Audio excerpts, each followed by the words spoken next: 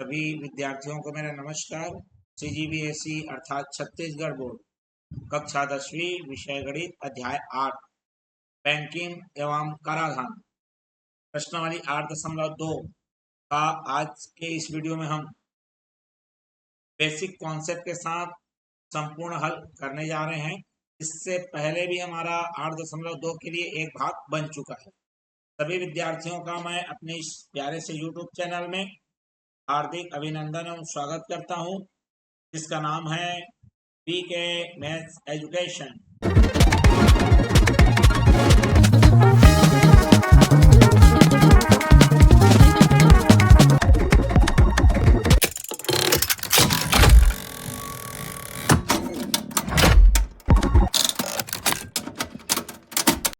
जैसा कि मैंने बताया, प्रश्नावली 8.2 का आज दूसरा भाग इस वीडियो में हम करने जा रहे हैं।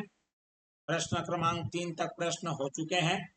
जो विद्यार्थी अभी तक वीडियोस को नहीं देख पाए हैं, उनके लिए लिंक डिस्क्रिप्शन बॉक्स में अवेलेबल है, वहां से आप देख सकते हैं। साथ ही साथ पुराने अध्याय के वीडियोस का भी लिंक डिस्क्रिप्शन बॉक्स में अवेलेबल है। जो विद्यार्थी अभी तक हमारे चैनल में नए हैं और सब्सक्राइब नहीं कर पाए हैं, वो लोग सब्सक्राइब कर बेल आइकन नोटिफिकेशन ऑन कर लीजिए। साथ ही साथ इस वीडियो को अंत तक जरूर देखिए।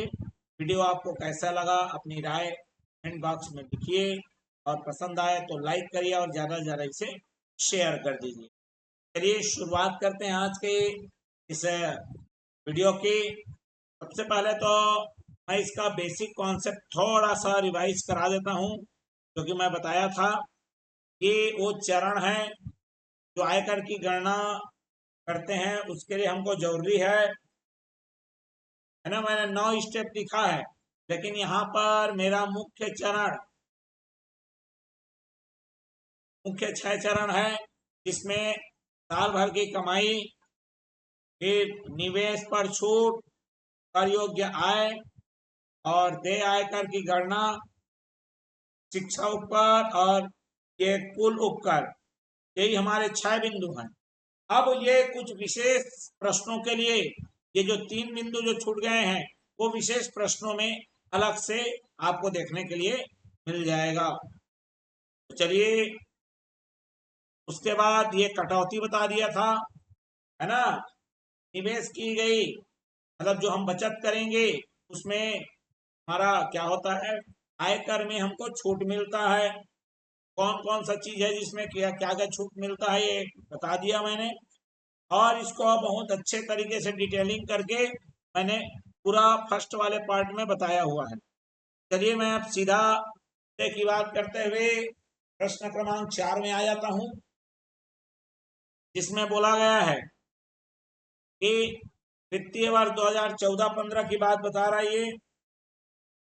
इसके अंतर्गत बोला गया है, किसी बैंक कर्मचारी की मासिक आय किराया भत्ता छोड़कर 40,000 रुपए है। मासिक साल भर का नहीं है, महीने का दिया है। वह 42,000 रुपए वार्षिक अपने GPF अर्थात सामान्य भविष्य निधि में जमा करता है।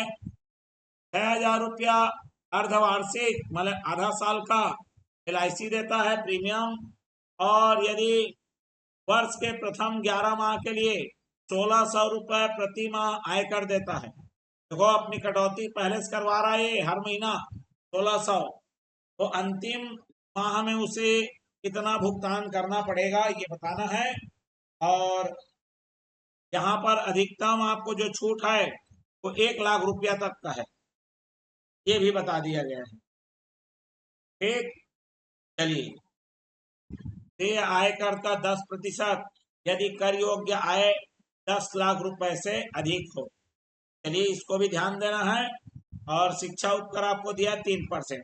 चलिए, प्रोसेस तो वही रहेगा, प्रोसेस में कोई नया चीज नहीं है। सबसे पहले वार्षिक आय, सबसे पहला स्टेप क्या लेना पड़ता है, वार्षिक आय का। चलिए, सॉल्यूशन,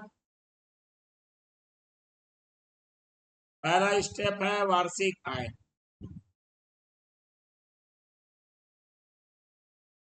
वे महीना में दिया गया है 40,000 गुणित 12, 12 चौक 48,000, ठीक है, मतलब 4,80,000। क्लियर हो गया बात? साल भर की कमाई है ये। दूसरा हमारा जो है वो है बचत पर छूट, ठीक है। चलिए, बचत आब्लिक निवेश पर जो छूट है, क्या उसको बोल सकते हैं कटौती? क्या क्या है? जो हमारा पहला है ना, वो हमारा है, पहला क्या दिया है देख लो, भविष्य निधि 42,000, ठीक है। दो ही चीज है बस, 42,000 भविष्य निधि और LIC अर्धवार्षिक। चलिए, तो भविष्य निधि मतलब GPF, ठीक है। ये कितना दिया है? 1 वर्ष का, कितना दिया है 1 वर्ष में? 42,000। चलिए, 42,000। दूसरा LIC में जमा कर रहा है, अर्धवार्षिक है ये, आधा साल का है, 6,000 गुणित 2 बराबर 12,000। कुल बचत, कुल बचत कितने का हो जाएगा? 54,000। बात स्पष्ट है? क्लियर हो गया बात? चलिए, 54,000 का बचत हो गया। अब क्या करना है हमको? अगला क्या है? हमको काटना है, दोनों को माइनस करना है। तीसरा स्टेप, कर योग्य आय, मतलब वो पैसा जिसमें हमको कर देना है। तो 4,80,000 कमा रहा है भैया, इसमें से 54,000 को निवेश में कर रहा है, तो छूट मिल जाएगा। और ये आ जाएगा 0000000, 0 -4 कितना आ गया? 6, 7 - 5 2, और ये आ गया 4,26,000, ठीक है। अब हमारा देय आयकर क्या आएगा? हमारा चौथा स्टेप नंबर 4, ये होगा हमारा देय आयकर। कितना हमको देना है?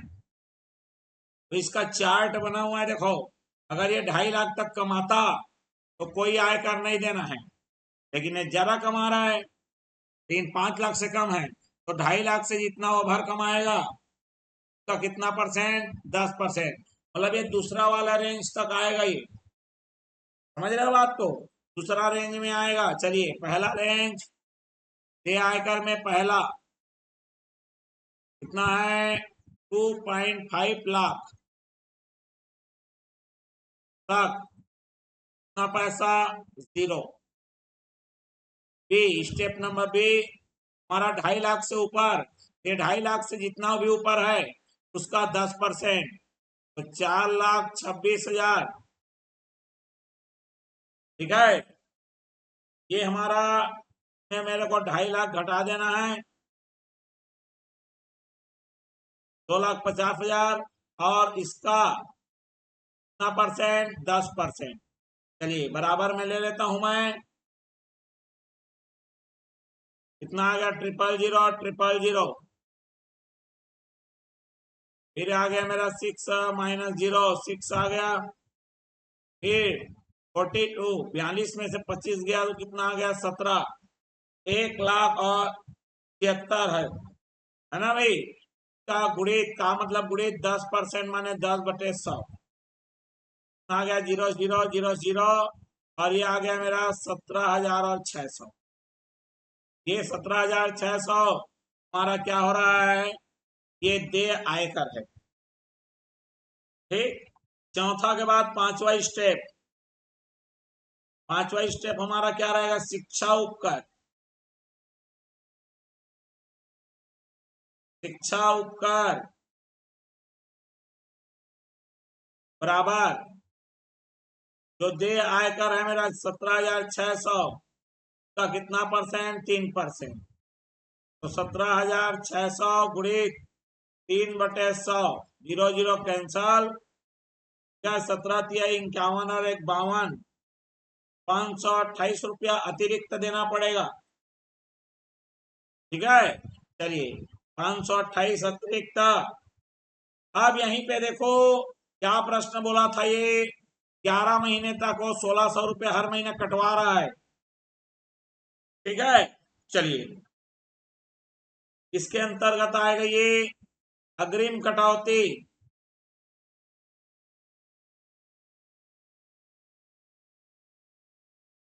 अग्रिम कटौती 11 गुणित 1600, 16 11 में 176, 17,600। अच्छा यहाँ पर भूल गए, ये तो 7वां स्टेप होगा, यहाँ पर हमको लिखना है 6वां स्टेप में। ठीक है, 1 मिनट रुक जाओ। 6वां स्टेप, कुल देय आयकर।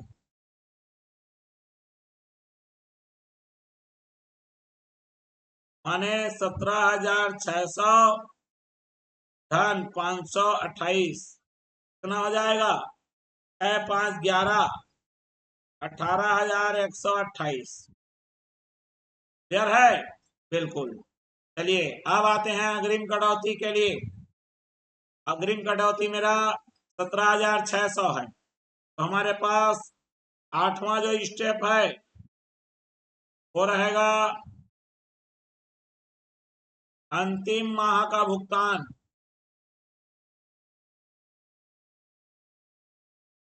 ठीक है, तो देखो उसका जो आयकर बना था वो 18,128 है, जिसमें 17,600 हर महीने थोड़ा थोड़ा करके पटाया, और 528 रुपया अंतिम महीने में क्या करेगा? देगा। तो अंतिम महीने में पूछा है यहाँ पर, देख लो, तो वित्तीय वर्ष के अंतिम माह में उसके द्वारा भुगतान किए जाने वाले आयकर की गणना कीजिए।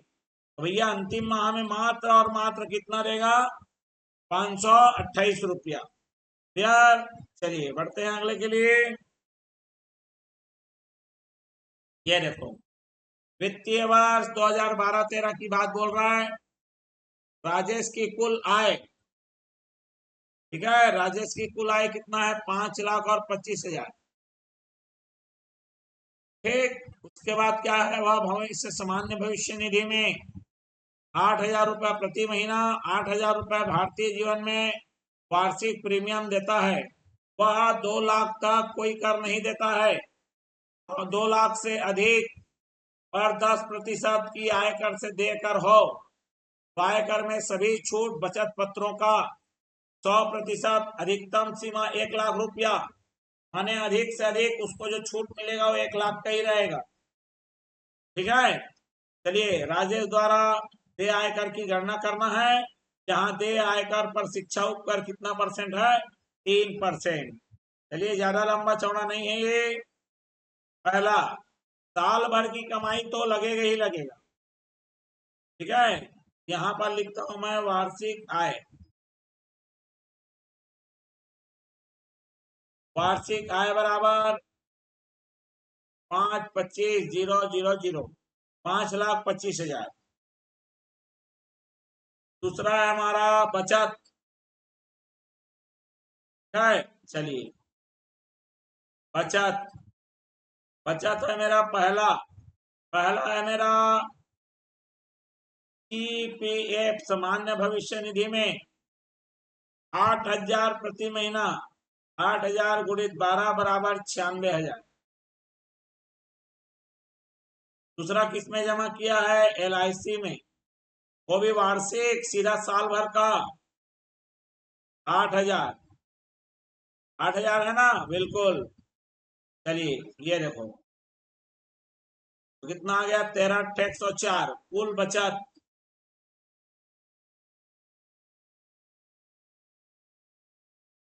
बराबर कितना आ गया?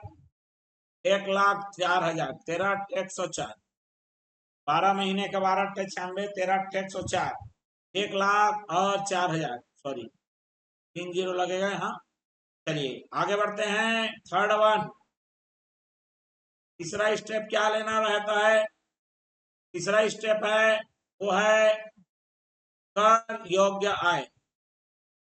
कर योग्य आय बराबर 5,25,000 कमा रहा है भैया, जिसमें उसको जो बचत है वो छूट रहेगा 104,000। लेकिन यहीं पे गड़बड़ी है, यहाँ पर एक देखो बोला है अधिकतम सीमा 1,00,000 रुपया, माने 4,000 को हमको कम करना पड़ेगा और मात्र घटेगा और घटेगा मात्र 1,00,000 ही घटेगा। यही हो जाएगी गलतियां और ये आ जाएगा मेरे पास 4,25,000। ठीक, बिल्कुल। अब यहाँ पर 2,00,000 तक कोई कर नहीं है, तो चौथा स्टेप से आयकर क्या करना है? पहला स्टेप 2,00,000 तक, ठीक है, 2,00,000 तक हमारा क्या रहेगा? कुछ नहीं मिल लगेगा।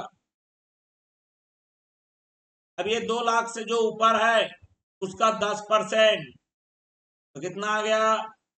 4,25,000 माइनस 2,00,000 का 10%, माने 2,25,000 गुणित का मतलब गुणित 10/100, 0,0,0,0 कितना आ गया मेरे पास?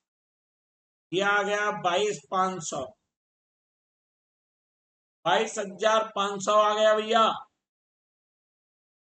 क्लियर हो गया? कितना आ गया? ये 22,500 आ गया। अब इसी पर क्या करना है मेरे को? शिक्षा उपकर लगेगा। चलिए लगाते हैं पांचवा स्टेप।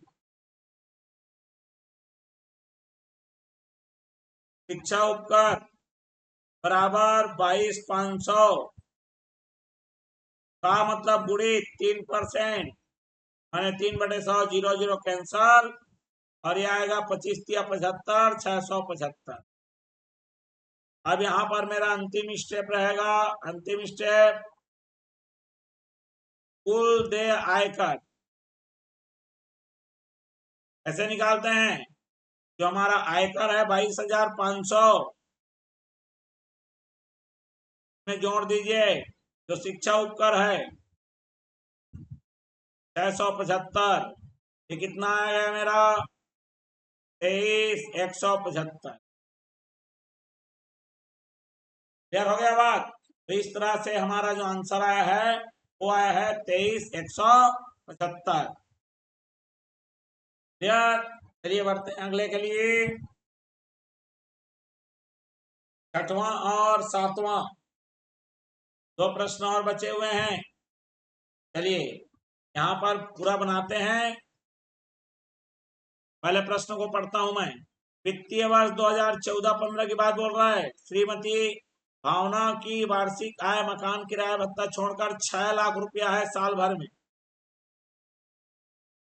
वह अपने सामान्य भविष्य निधि दिया है, देख लो 48,000 वार्षिक साल भर का, और जीवन बीमा निगम में 25,000 रुपया वार्षिक, ये भी साल भर का है। यदि प्रथम 11 माह में 1,500 रुपये प्रति माह आयकर देती है तथा सभी बचत पत्रों पर छूट की अधिकतम सीमा 1,00,000 रुपए है, तो देय आयकर की गणना कीजिए। इसके अतिरिक्त, ठीक है, हमारा जो देय आयकर पर 3% शिक्षा उपकर लग रहा है। 2,50,000 तक कोई पैसा नहीं लगेगा। 2,50,000 से 5,00,000 के बीच 10% और 5,00,000 से 10,00,000 के बीच हो गया तो 20%। ठीक, चलिए इसको बनाते हैं जबरदस्त तरीके से। चलिए पहला कितना कमा रही है? 6,00,000 रुपया भैया। कितना कमा रही है? 6,00,000। चलिए मैं यहाँ लिखता हूँ सॉल्यूशन।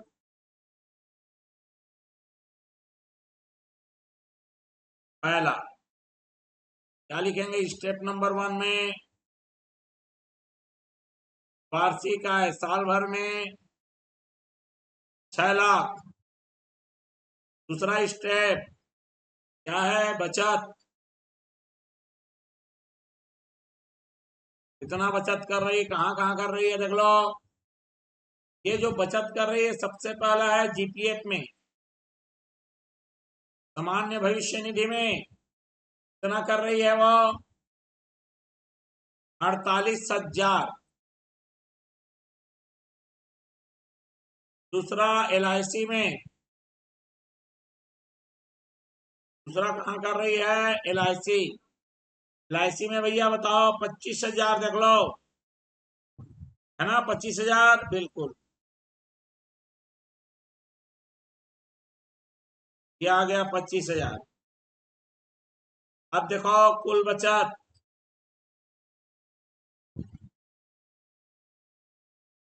कुल बचत तीनों को जीरो लगाइए।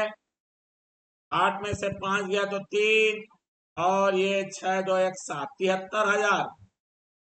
मतलब 73,000, 6 लाख में 73,000 पर टैक्स नहीं लगेगा। ठीक है, चलिए तीसरा। तीसरा क्या रहेगा मेरा? कर योग्य आय। कर योग्य आय कैसे निकलेगा? 6 लाख कमाई हो रही थी उसकी, इसमें से 73,000 बचत कर रही है ना? चलिए घटाइए, कितना बचा देखो? 000 000। 10 में से 3 गया तो 7, और 59 में से 7 गया तो 52। 5,27,000। ठीक है, चलिए अब इसको टैक्स देना है भैया। हमारा चौथा स्टेप क्या रहेगा? देय आयकर। ठीक है, कितना पैसा दे रही है? पहला श्रेणी में आएगी क्या? 2.5 लाख तक बोला है ना? देख लो, 2.5 लाख तक कोई कर नहीं है। चलिए 2.5 लाख तक बराबर कितना रुपया? 0। Option number B. 2.5 लाख से ऊपर, है ना? 2.5 लाख से 5 लाख के बीच, तो यहाँ पर 2.5 से 5 लाख तक, है ना, 10%। तो भैया ये तो 5 लाख से ओवर कमा रही है? तो जो 2.5 लाख से 5 लाख, अर्थात 2.5 लाख का, ठीक है, 2.5 लाख का मतलब बुढ़ी 10% देना पड़ेगा ही। 0,0,0,0 कितना आ गई है? 25,000। ठीक है, अब ये 5 से भी ऊपर हो गई है, तो तीसरा भी लेना पड़ेगा इसमें। ठीक है, 5 लाख से कितना ज्यादा है? तो 5,27,000 में 5 लाख को माइनस करिए। क्लियर हो गया बात? और का कितना परसेंट? 20%। बोला है, देख लो 20%, बिल्कुल। इसका मतलब 27,000 का मतलब बुढ़ी 20/100, 1020, 27 दूने 54, और 5,400 और। ठीक है, अब तीनों को मिला दीजिए। तीनों को मिलाएंगे तो ये आएगा मेरा कुल, है ना, देय आयकर जो हमको देना है। ठीक है, यहाँ पर आ गया मेरा 25,000, यहाँ पर आ गया 5400। कितना आ गया? 00 का 00, 0 और 4 कितना हो जाएगा? 4 है। 5 और 5 10 का 0। ये आ गया मेरा 30,400। ठीक है। अब इसी 30,400 का क्या होगा, शिक्षा उपकर लगेगा। तो स्टेप नंबर 5, शिक्षा उपकर क्या होता है, जो मेरा देय आयकर है 30,400 का कितना परसेंट, 3% माने 3/100, कितना आ गया 912, 3 चौक 12 और 3 तिया 900। ठीक, चलिए अब देखो जरा छठवां अंतिम हमारा कुल देय आयकर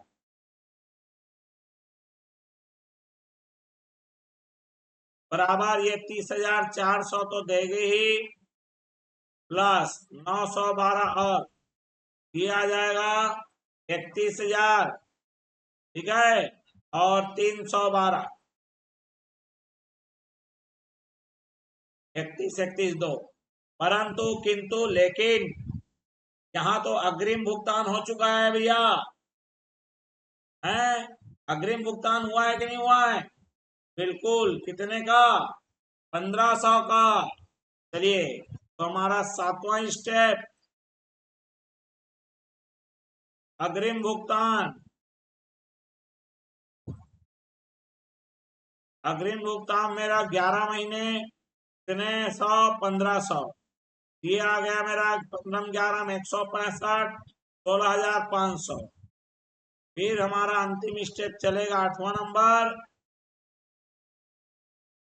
अंतिम माह का भुगतान।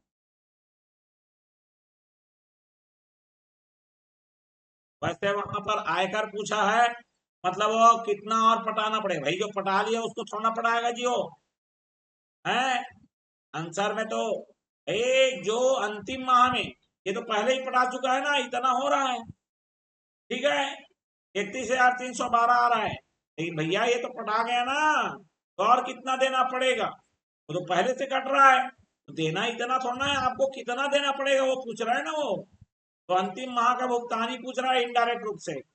इसका मतलब क्या करोगे, 31 2 में घटाओगे 16,500, और आपको जो प्राप्त होगा होगा 12 का 12 रहेगा, 13 में से 5 गया तो 8, और 30 में से 16 गया तो 14, और ये हमारा फाइनल आंसर हो जाएगा 14,800 और 12। स्पष्ट हो गया बात। चलिए अब आते हैं अंतिम प्रश्न, इस प्रश्नावली का अंतिम प्रश्न एकदम 7वां प्रश्न। ठीक, चलिए, एक अधिकारी की वित्तीय वर्ष 2012-13 की बात बता रही है, वार्षिक आय मकान किराया भत्ता छोड़कर 7,20,000, सामान्य भविष्य निधि में कितना दे रहा है, 4,000 रुपए प्रति माह, जीवन बीमा में भी 3,000 रुपए प्रति माह, और राष्ट्रीय बचत पत्र क्या है 30,000 रुपए का, अनाथ आश्रम को 20,000 रुपया ध्यान दिया, जो 50% टैक्स से छूट मिलता है, यदि सभी बचतों पर छूट की अधिकतम सीमा 1,00,000 रुपए हो, तो उस अधिकारी द्वारा देय आयकर की गणना कीजिए, इसमें 2,00,000 तक कोई नहीं लगेगा, 2,00,000 से 5,00,000 तक 10%, 5,00,000 से 10,00,000 तक 20%, और 10,00,000 से अधिक पर 30%, और साथ ही साथ शिक्षा उपकर 3% का लगने वाला है। तो चलिए इसको हल करते हैं, कैलकुलेट करना पड़ेगा हमें। चलिए सबसे पहले 7,00,000 और 20,000 की कमाई, पहले वार्षिक धन को तो बताओ। चलिए स्टेप नंबर 1, वार्षिक आय बराबर 7,00,000 और 20,000। स्टेप नंबर 2, वार्षिक आय हो गया, अब वार्षिक आय के बाद क्या क्या बचत कर रहा है ये, हाँ यहाँ पर भैया दान दे रहा है, तो दान है वो विशेष छूट में आएगा, ठीक, कितना दान दे रहा है भैया देख लो, 20,000 रुपए, उसका 50% बराबर 20,000 का मतलब गुणित 50% माने 50/100, ये सीधा 2 2 एक काम और 2 दहम, बराबर में कितना आ गया 10,000। ठीक है, अब हमारे पास छूट के बाद, ठीक है, छूट के बाद आए, छूट के पश्चात आए, 10,000 माइनस कर दो, 7,20,000 में घटा दो 10,000 को, कितना आ गया 7 लाख और 10,000। यहां तक समझ में आ गया। चलिए अब हम लोग क्या करेंगे, बचत निकालेंगे। बचत कहाँ कहाँ बचत कर रहा है, निवेश कर रहा है। चलिए बचत आब्लिक निवेश क्या है, ए कहाँ कहाँ कर रहा है भैया, जीपीएफ में 4,000 गुणित 12, तब कितना आ गया मेरा 48। ठीक है, दूसरा चीज है LIC में 3,000 रुपए प्रति माह, मैंने 12 से गुणित करोगे 36। तीसरा नेशनल सेविंग सर्टिफिकेट 30,000 का, ये कुल बचत देखो, कुल बचत देख लो, मुझे याद है आपके पास पुस्तक होगा, देखिए ये देखो 4,000, 3,000 और 30,000। ठीक, चलिए कुल बचत कितने का हो रहा है देखो, 000 तो आएगा ही, फिर आ गया मेरे पास 8 6 14 4 हासिल आया, एक 1 3 4 3 7 और 4 11, 1,14,000 आ रहा है भैया। लेकिन यहीं पे तो गड़बड़ है, हमारा अधिकतम कितने का छूट मिलेगा, 1,00,000 का, क्लियर है। चलिए अब इसमें हम लोग घटाएंगे, यहाँ पर लिखेंगे कर योग्य आय, ठीक, 5वां स्टेप, कर योग्य आय 7,10,000 में टैक्स देना था, लेकिन कुल बचत के चलते 1,00,000 माइनस होगा। अब लगेगा सर 1,14,000 आ रहा है वो तो, अरे भाई अधिकतम बोल दिया ना, अधिकतम, अधिकतम 1,00,000 रुपया ही छूट मिलेगा बोल रहा है, हैं? तो फिर चलो कितना आ गया भैया देख लो, ये आ गया मेरा 6,01,000, सॉरी 6,10,000। अब इसी पे हमको क्या करना होता है, आय कर देना होता है। चलिए 6,00,000 ये 3 कैटेगरी में आएगा, कैटेगरी में 3 कैटेगरी में। चलिए इसको बगल में लिखता हूं तब अच्छे से दिखेगा,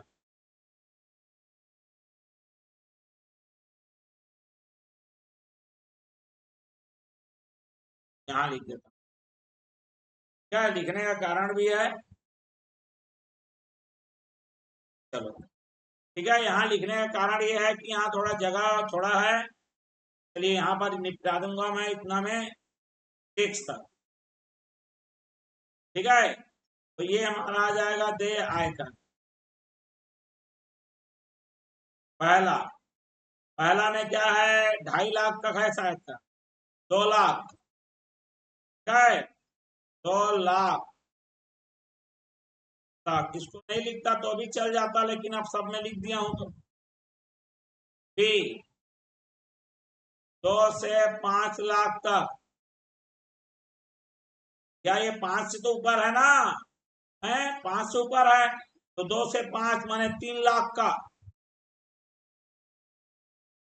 3,00,000 का कितना परसेंट, 10%, माने 10/100 बराबर कितना आ गया सीधा 30,000। तीसरा नंबर का है। अब ये 5 लाख से जो ऊपर है, तो 5 लाख से ऊपर कितना है जी? है 1,10,000 का कितना परसेंट? 20 31 से देख लो 20, बिल्कुल 20%। तो 20/100, 0 0 2 एकम 2 पंचे 5 एकम, 5 का 22 बार में 22 पंचे 110, और कितने बार में आ गया? 22 पंचे 110। क्या है? और कितना जीरो बचा है भाई? कितना जीरो बचा है? 3 जीरो। तो 22,000 और अब जोड़ लो सबको। तो दे आयकर मैं यहां लिखता हूं, उसी को आगे कंटिन्यू करें। दे आयकर हमारा रहेगा 30 और 22 52,000। ठीक है, यही छठवां स्टेप ही है वो। अब इस पे क्या लगेगा? शिक्षा उपकर लगेगा भैया, है ना? क्या लगेगा? शिक्षा उपकर। चलिए हमारा नेक्स्ट स्टेप 7वां।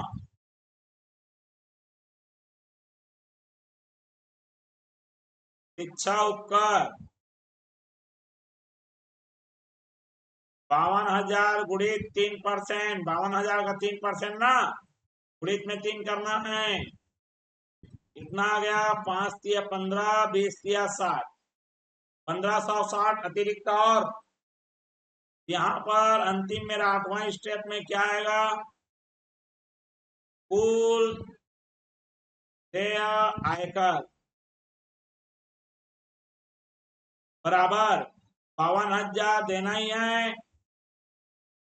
5,20,000 हो गया क्या? चलो यहाँ लिखते हैं 52,000 देना ही है, 1560 और देना है। ये आ जाएगा मेरे पास 53,560 आएगा। इतना आना चाहिए, बिल्कुल आना चाहिए भैया, 53,560। और इस तरह से हमने इस प्रश्नावली में जो एक एक प्रश्न थे उसको बेहतरीन तरीके से बिल्कुल कॉन्सेप्ट क्लियर करते हुए एक एक प्रश्नों को हमने समझा दिया। तो ये वीडियो आपको पसंद आया हो तो लाइक करिए, ज्यादा से ज्यादा इसे शेयर कर दीजिए। जो विद्यार्थी हमारे चैनल में नए हैं, चैनल को सब्सक्राइब कर बेल आइकन नोटिफिकेशन ऑन कर लीजिए, क्योंकि इसी तरह से डेली वीडियोस आते रहेंगे आगे कंटिन्यू। जो विद्यार्थी हमारा इसका पहला भाग नहीं देख पाए हैं, लिए लिंक डिस्क्रिप्शन बॉक्स में अवेलेबल है। साथ ही साथ जिन्होंने पिछले अध्यायों का भी वीडियो नहीं देख पाए हैं, के लिए भी लिंक हमारा डिस्क्रिप्शन बॉक्स में अवेलेबल है।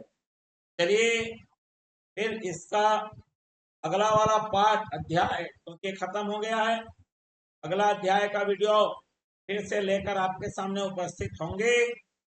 तब तक के लिए आप सभी विद्यार्थियों को मेरा धन्यवाद एवं नमस्कार।